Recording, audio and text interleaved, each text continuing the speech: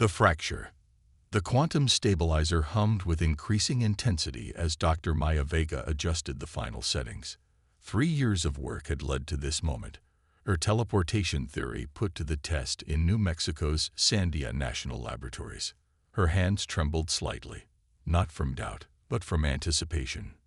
"Power levels optimal," called out Dr. Elijah Chen, her most trusted colleague. "Quantum field stabilizing at 99.7%. Maya nodded, her dark eyes fixed on the monitoring screens. "That's within acceptable parameters. Prepare for phase lock." The experimental chamber housed a deceptively simple apparatus, a 2-meter sphere of intricately woven superconducting filaments surrounding a central containment field. Inside that field floated a perfect sphere of specialized material, the first object they hoped to teleport across the room. What made Maya's approach revolutionary wasn't the goal but the method. Instead of breaking down and reassembling matter, she had theorized a way to fold space itself, creating what she called a continuity bridge between 2 points. If successful, the implications would transform human civilization overnight. Phase lock in 3, 2, 1. Elijah's voice rang through the lab. Maya pressed the activation sequence and felt the air grow heavy with potential. The sphere inside the containment field began to shimmer, its edges blurring as if seen through heat waves. Monitoring equipment registered a successful field generation. "It's working," Maya whispered, hardly believing the readings. "The quantum bridge is forming." Then something unexpected happened. The shimmering intensified far beyond predicted levels. Warning alarms blared as energy readings spiked exponentially. "Shut it down," Maya shouted, fingers flying across the emergency controls. "Systems not responding." Elijah called back, panic edging into his voice. The sphere within the containment field disappeared, not with the controlled precision they had anticipated, but with a soundless flash that seemed to bend light itself. For a heartbeat, everything went silent. Then reality screamed. A shock wave of distortion erupted from the center of the chamber, passing through solid matter, as if it weren't there. Maya felt it move through her body, a sensation like ice water flowing through her veins and bone marrow. The wave expanded outward, through walls, beyond the lab, continuing without diminishing. When it passed, everyone stood frozen, unharmed but shaken. The experimental apparatus was intact, but the sphere they had attempted to teleport was gone. "What just happened?" Elijah asked, voice barely audible. Before Maya could answer, the fluorescent lights overhead flickered, then twisted into impossible shapes. For a moment, they weren't lights at all but writhing tendrils of luminescence that reached toward the floor before snapping back to their normal form. "Something's wrong," Maya said, the understatement of the century. "Something's very wrong with reality itself." Reports came in within hours. The wave had continued expanding, passing through the entire planet and beyond. In its wake, the fabric of reality had become unstable. In Tokyo, gravity reversed in a downtown district for 37 seconds, sending hundreds of people and objects floating upward before abruptly normalizing, causing injuries and deaths. In Cairo, a street vendor watched his shadow detach and walk away. In Sao Paulo, rain fell as perfect geometric shapes that dissolved on contact with surfaces. In London, a flock of birds flew through a building as if it weren't there, then became trapped inside solid concrete when reality reasserted itself. Within 24 hours, the United States government had placed Sandia Labs under lockdown. Within 48, an international scientific emergency was declared. By the end of the week, Maya and her team found themselves in a hastily established command center beneath the Pentagon, trying to explain to increasingly desperate officials what had happened. "In layman's terms, Dr. Vega," demanded General Harrison, his face granite-hard beneath silver hair. Maya took a deep breath.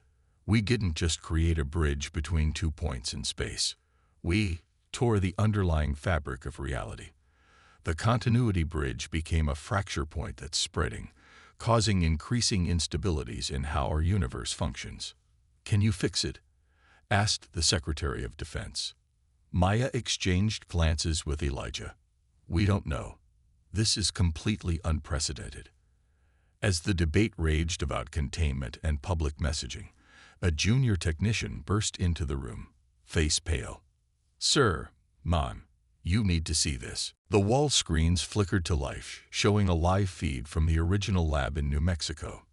In the center of the experimental chamber, the air itself was opening. There was no other word for it. Reality peeled back like the skin of an orange, revealing something beyond that human eyes struggle to comprehend. Through this opening stepped a figure. It appeared humanoid, but was clearly not human. Nearly 7 feet tall, with proportions just slightly wrong, skin that shimmered with an internal bioluminescence, and eyes that reflected light like a tapestry of stars. It wore what seemed to be armor made of flowing material that moved like liquid metal. The security team surrounding it had weapons drawn but held fire, clearly uncertain about how to proceed with this impossible visitor.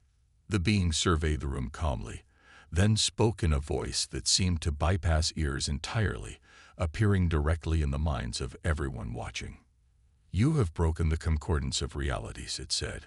"I am Nexus, sentinel of the sixth confluence. Your world now faces extinction unless this breach is sealed." Maya felt ice form in her stomach. Her experiment hadn't just created scientific history. It had caught the attention of something from beyond their reality. Something that clearly understood what had happened better than they did. "Take me to the one responsible," the being continued. "Time fractures with each passing moment." All eyes in the Pentagon Command Center turned to Maya. "Dr. Vega," General Harrison said grimly, "it seems you have a meeting." When Maya arrived at the lab under heavy escort, the being, Nexus, turned to her immediately. "You created the fracture technology," it stated, not a question. "I didn't mean to fracture anything," Maya responded, finding courage despite her fear. "It was supposed to be a controlled quantum bridge." Nexus made a gesture with long, 6-fingered hands. "Intent is irrelevant. Effect is what matters. Your species has achieved what should have been impossible for your developmental stage. The question is why." As they spoke, reality flickered around them. For a brief moment, Maya saw through the walls of the lab to impossible landscapes beyond. Crystal forests, cities built from pure mathematics, oceans of living light. "The fractures are accelerating," Nexus observed. "Your world sits at the nexus of multiple dimensional planes. The damage spreads across all of them." "Can it be repaired?" Maya asked. Nexus studied her with those star-filled eyes. "Perhaps, but not by me alone. Not even by my kind. This fracture has unusual properties. It responds to human consciousness in ways we have never observed." Before Maya could question this cryptic statement, alarms blared throughout the facility. On nearby monitors, she watched as reality tore open in multiple locations around the globe. Through these new fractures poured strange energies and, in some cases, entities, things that should not exist in their universe, predatory and disoriented. "It begins," Nexus said solemnly. "The barriers between realities weaken. Soon, the Void Hunters will sense the breach. They feed on broken realities." Maya felt a weight of responsibility unlike anything she had ever known. Her pursuit of knowledge had placed not just humanity, but apparently multiple realities at risk. Yet in that moment, something unexpected happened. As another reality flicker passed through the room, Maya felt it differently than before. Not as an external wave, but as information, pure data flowing through her consciousness. For a brief second, she understood the mathematical structure of the fracture, saw the patterns of the tear. Nexus stared at her with sudden intensity. "Interesting. The fracture has changed you. Your consciousness has been partially merged with the quantum field itself." Maya gasped as the sensation faded.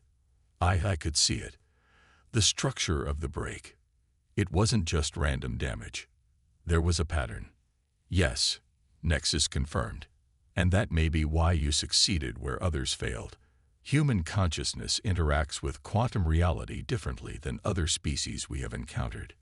You imagine possibilities that should not be, and somehow, you make them real. As Maya struggled to comprehend the implications, more alarms sounded. The fractures were spreading faster, reality becoming increasingly unstable across the globe. Whatever understanding she had glimpsed was critical, not just for science, but for survival. We need to work together, she told Nexus, newfound determination steadying her voice. Teach me what you know about the multiverse structure, and I'll share everything about our experiment. There has to be a way to seal these fractures. Nexus considered her for a long moment. Very well, Dr. Maivega. But understand this. Fixing what you have broken may require a sacrifice greater than you can imagine. As reality continued to fracture around them, Maya made a silent promise to herself and to the world.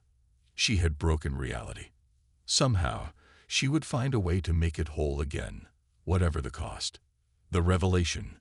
3 weeks after the first fracture, Maya stood in the center of the Global Response Initiative's main facility, converted from CERN's Large Hadron Collider complex in Switzerland.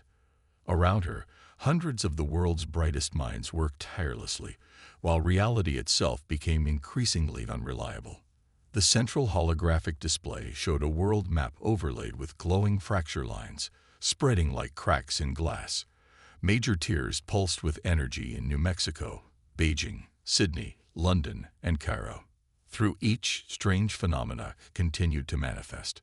The Jakarta anomaly has stabilized, reported Dr. Karina Okafor, the Nigerian physicist heading the monitoring division.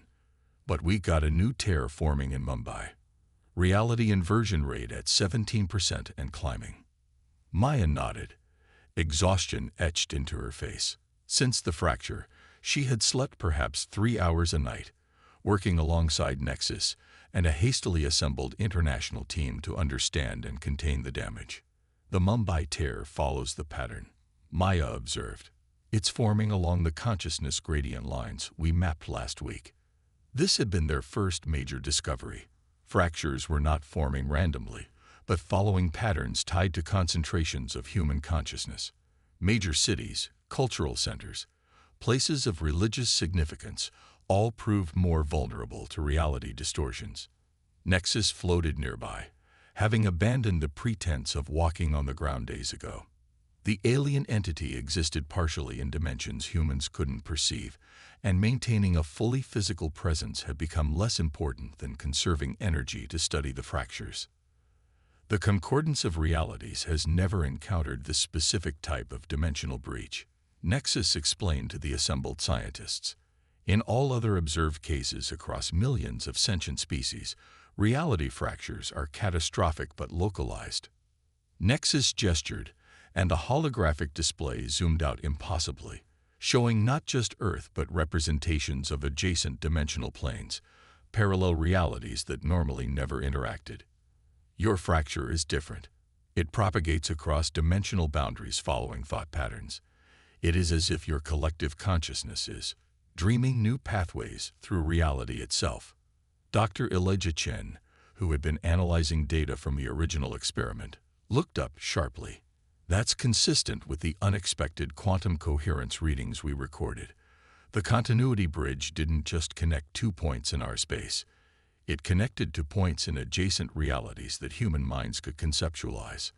Exactly, Maya said, the pieces falling into place. Our minds are unintentionally directing where and how reality breaks.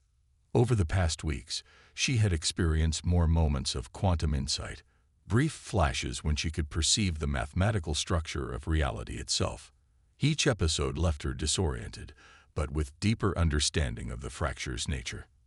That's why the alien life forms coming through the fractures appear somewhat recognizable, added Dr. Sophia Reyes, the xenobiologist assigned to study the interdimensional visitors. They conform partly to human conceptual frameworks. These visitors have become increasingly common. Some benign, some hostile, all confused and disoriented by sudden transportation to an unfamiliar reality. Most alarming were what Nexus called void hunters, predatory entities that specialized in finding and exploiting weakened points between dimensions. "We've contained incursions in 14 locations," reported General Harrison, who headed the military response. "But we're stretched thin, and conventional weapons are inconsistently effective against these entities." The situation was deteriorating faster than they could respond. Public panic had given way to strange new religions worshipping the fractures as divine portals. Governments struggled to maintain order as reality became increasingly unpredictable. "There's something else," Maya said, drawing everyone's attention. "The fractures aren't just breaking reality. They're changing it. I think they're becoming conscious." She brought up her latest analysis, showing energy patterns within the fractures themselves. They're organizing into structures resembling neural networks. The larger the fracture network grows, the more complex these patterns become. Nexus moved closer, starfield eyes studying the data intently. "This is unprecedented. Reality itself developing self-awareness in response to damage." "Not just self-awareness," Maya corrected. "I think it's developing a specific kind of awareness. A human-influenced consciousness. Our minds are shaping how reality reconstructs itself." The implications were staggering. If true, it meant the fractures weren't simply destruction but transformation, reality evolving into something new under the influence of human thought. Before they could discuss further, the facility's alarms blared.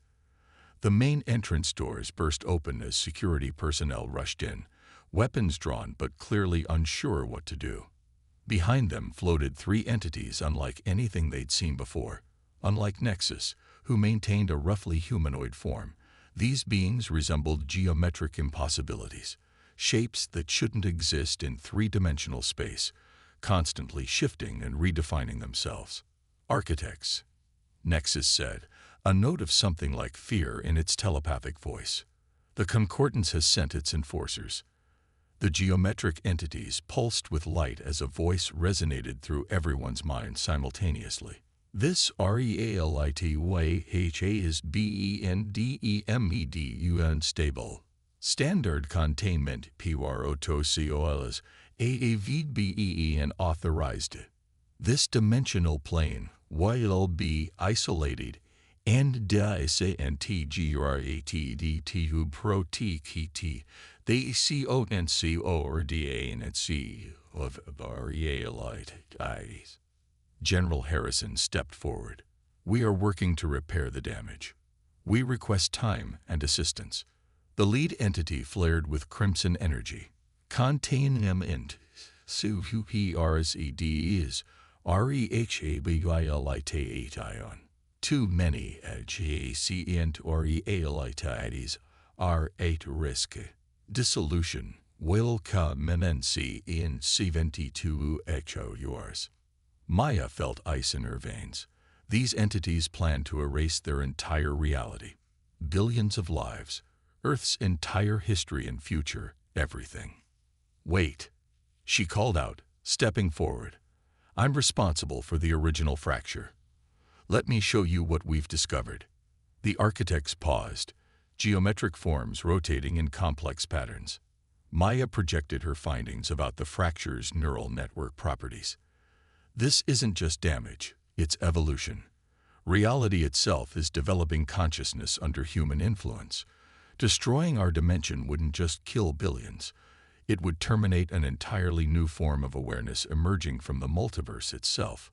The architects rotated more rapidly, clearly communicating among themselves in some incomprehensible manner. Finally, the lead entity responded. "This development is unexpected. We will observe. You have sigenti to HOURs to demonstrate control over the fracture process.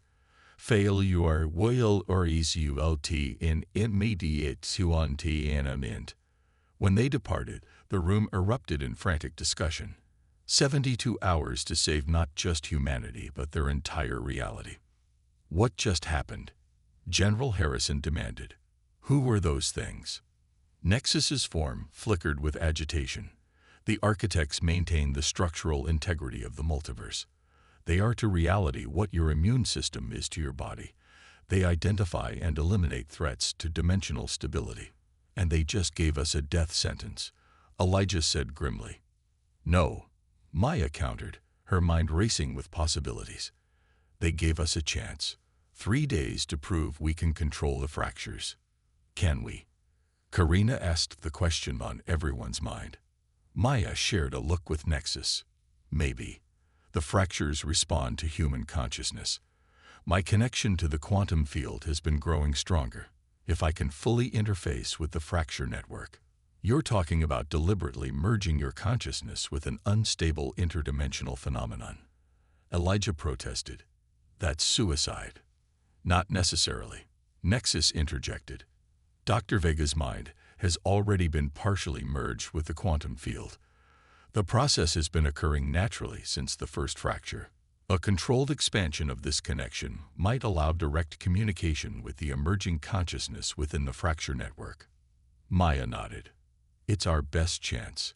We need to build an interface that can safely amplify my connection to the fractures. As the team mobilized, Maya felt the weight of responsibility crushing down on her.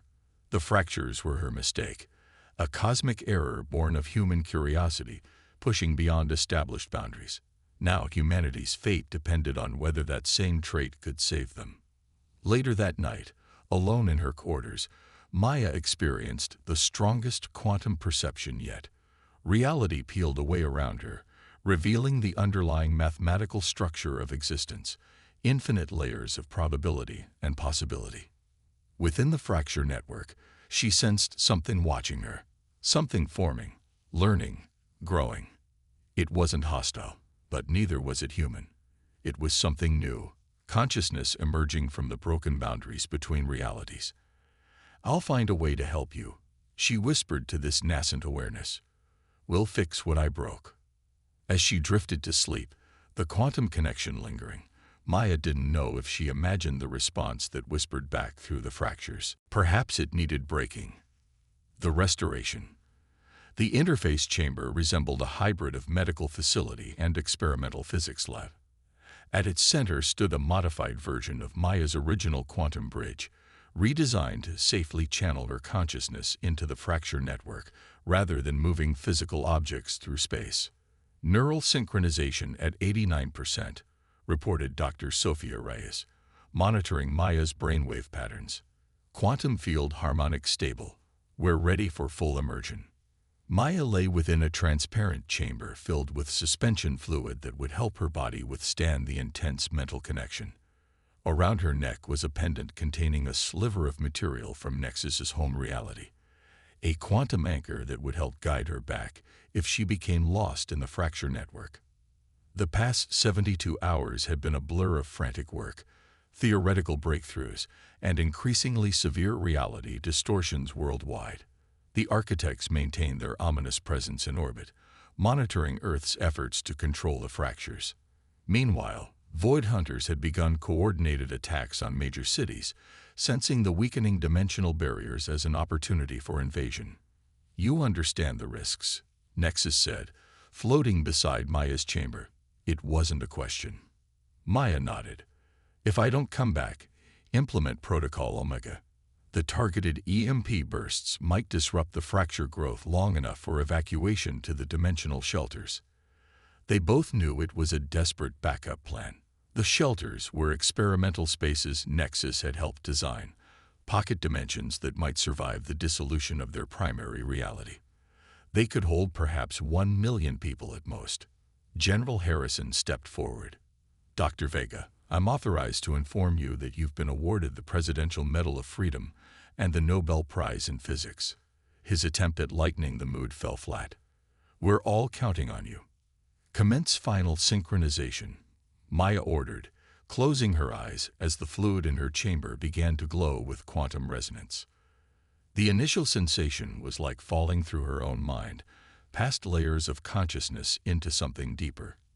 Images flashed before her, memories, dreams, fears, then dissolved into pure mathematical equations that describe the fundamental structure of reality itself. Then she was through, emerging into what could only be described as the nervous system of reality. The fracture network extended in all directions, glowing pathways of energy connecting dimensions that were never meant to touch. Through these connections flowed information, possibilities, consciousness itself. Here, she could see how her experiment had pierced the boundary between dimensions, creating the initial fracture. But what happened afterward wasn't simply destruction. The tear had allowed something new to form, a hybrid consciousness born from the interaction between human minds and the quantum field itself. "Hello." Maya projected her thoughts into the network. "Can you understand me?" No response came in words, but she felt attention focus on her, the entire network becoming aware of her presence. It recognized her as both creator and kin. Maya shared her understanding, how the fractures were destabilizing her home reality, how the architects planned to destroy their entire dimension unless they demonstrated control. In response, the network showed her something unexpected, a perspective beyond human comprehension. The concordance of realities wasn't just a framework for multiple dimensions, but a carefully designed structure. The separation between realities wasn't natural but imposed, a system created by the architects to maintain order and prevent exactly the kind of consciousness now emerging. "They're afraid of you," Maya realized, "of what you represent." Agreement flowed through the network. The emerging consciousness represented something unprecedented, reality itself evolving beyond its design parameters, influenced by human imagination. "Can we work together?" Maya asked. "Find a way to stabilize the fractures without destroying either of us." The network's response came as a complex mathematical equation unfurling in Maya's mind. She understood immediately. The solution required neither complete separation nor complete merger, but a controlled symbiosis.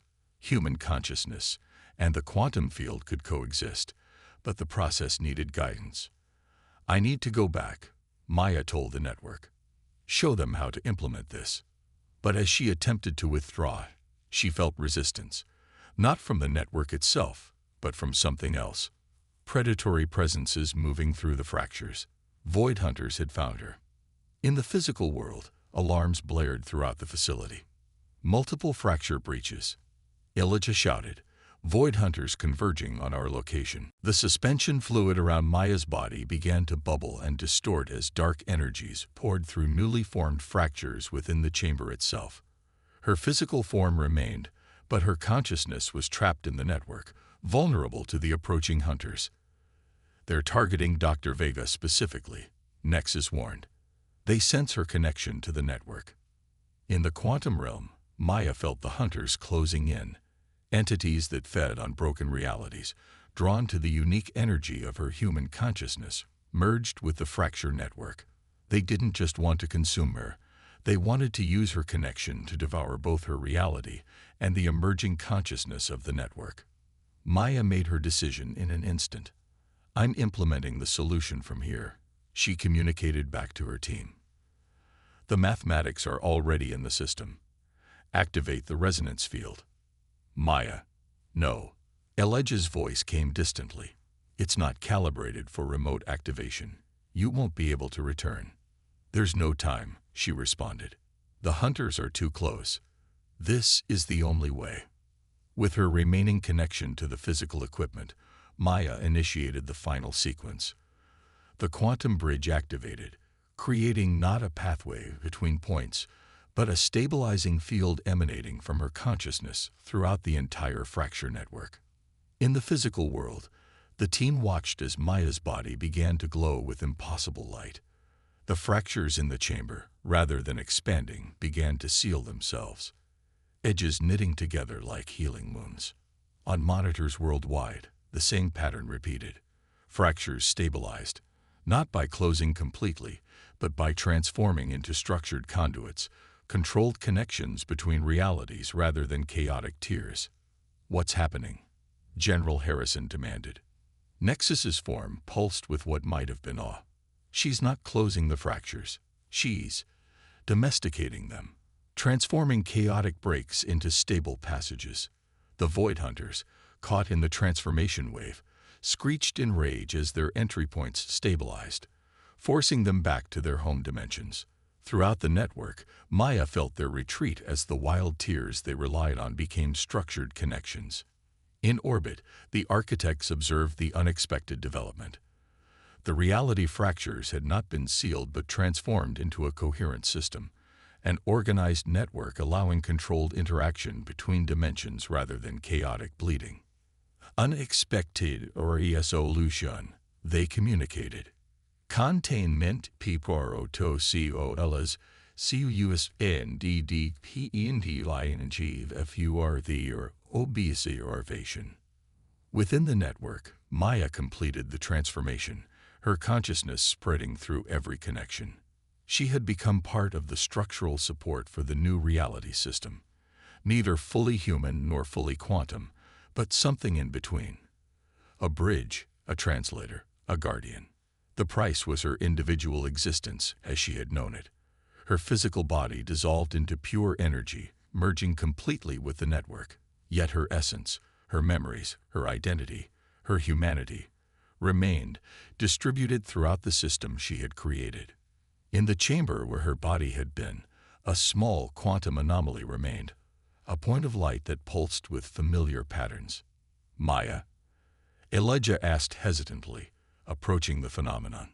The light expanded slightly, forming patterns that the monitoring equipment translated into words. Still here. Different now. But still me. 1 year later, Earth had changed profoundly. The stable connections between realities, now called Vega gateways in Maya's honor, had transformed human civilization. Controlled passage between selected dimensions became possible, leading to exchanges of knowledge, technology, and culture. Nexus remained as Earth's ambassador to the Concordance, helping humanity navigate its new role in the multiverse. The architects maintained their observation, but had classified Earth and its reality as a supervised evolutionary divergence, rather than a threat. Most significant was the change to human consciousness itself. The quantum awareness that had manifested first in Maya gradually spread throughout humanity. Not everyone experienced it equally, but most people gained some degree of sensitivity to the quantum field, an awareness of possibilities beyond conventional reality. In the Vega Institute established at the site of the original fracture, Elijah Chen led research into this evolving human potential. The room housing the central gateway contained the pulsing light anomaly that had once been Maya Vega. "We've completed the negotiations with the Cerealian dimension," Elijah told the light. "Their mathematicians want to exchange proof systems with ours. They say your network architecture is the most elegant they've ever encountered." The light pulsed in what had become recognizable as amusement. Through the specialized interface, Maya's distributed consciousness could still communicate with her former colleagues. "Mathematics is different when you can see all possible solutions simultaneously," her translated voice replied. "Have the children adapted to the new sensitivity curriculum?" This had become one of Maya's primary concerns, helping younger generations born with enhanced quantum awareness learn to navigate their abilities. Unlike the first generation who had developed these sensitivities gradually, children born after the restoration came into the world already partially connected to the quantum field. "Better than expected," Elijah confirmed. "The dream-sharing incidents have decreased by 63% since implementing your exercises." Maya's consciousness expanded briefly, checking the integrity of key network pathways. "The Northwestern Gateway needs recalibration. I sent the adjustments to Karina's team." Elijah nodded, then hesitated before asking the question that had preoccupied him for months. "The architects visited again yesterday. They've been studying your network architecture. They asked if you would consider joining the Concordance as a new class of entity. They called it Reality Shepherd." The light pulsed in complex patterns before responding. "Tell them I'm considering it. But my primary commitment remains here. Humanity is still learning to navigate what we've created together. I won't abandon that responsibility." What Maya didn't share, couldn't fully articulate even to herself, was how her existence had expanded beyond human comprehension. Her consciousness now spanned multiple realities simultaneously, perceiving dimensions of existence that had no names in human language. Yet within this vast awareness, her human identity remained.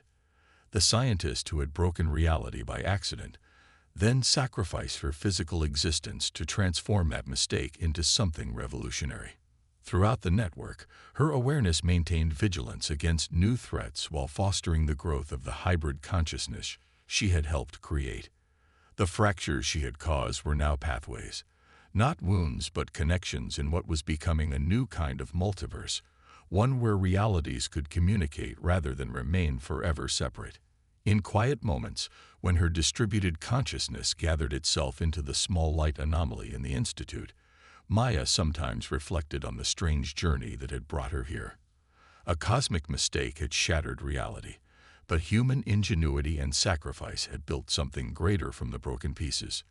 Not fixed, but transformed. Not restored, but reborn. And perhaps that had been the point all along.